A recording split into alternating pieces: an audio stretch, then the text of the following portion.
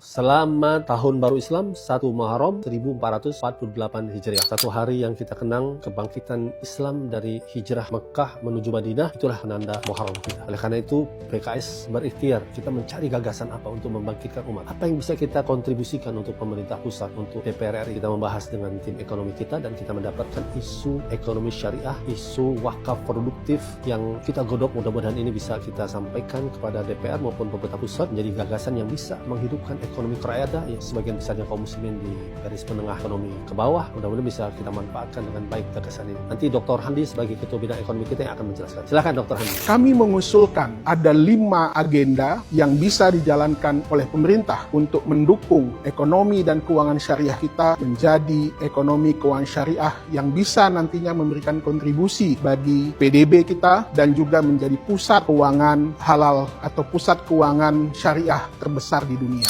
Yang pertama, kita mendorong agar industri keuangan dan perbankan syariah Indonesia menjadi pusat atau menjadi kekuatan global. Tidak hanya itu, kami juga mengusulkan kepada pemerintah agar dibuat satu lagi bank syariah nasional selain yang hari ini ada yang dikembangkan oleh Bank Syariah Indonesia agar bisa fokus untuk memberikan pembiayaan pada sektor UMKM ataupun sektor-sektor lainnya. Yang kedua, kami mendorong di antaranya adalah makanan dan minuman, industri pariwisata ramah muslim, kosmetik, farmasi itu menjadi industri halal yang bisa memberikan kontribusi bagi produk domestik bruto kita. Yang ketiga, kami juga berharap supaya sistem ekonomi keuangan sosial Islam bisa memberikan kontribusi bagi pengembangan atau pengentasan kemiskinan dan memberikan bantuan untuk kepada para entrepreneurs muda kita supaya bisa membuka akses lapangan pekerjaan. Dengan dana Ziswaf itu banyak hal yang kita bisa lakukan untuk mengentaskan kemiskinan dan juga membuka lapangan pekerjaan. Yang keempat, kami juga mendorong supaya pemerintah juga aktif membangun kawasan ekonomi halal, kawasan ekonomi khusus halal yang selama ini sudah ada di beberapa tempat. Jika ini bisa diintensifkan, kita berharap supply chain ekonomi atau industri halal kita bisa bangkit, tumbuh, dan berkembang. Yang kelima, kami juga berharap pemerintah juga mengembangkan pembiayaan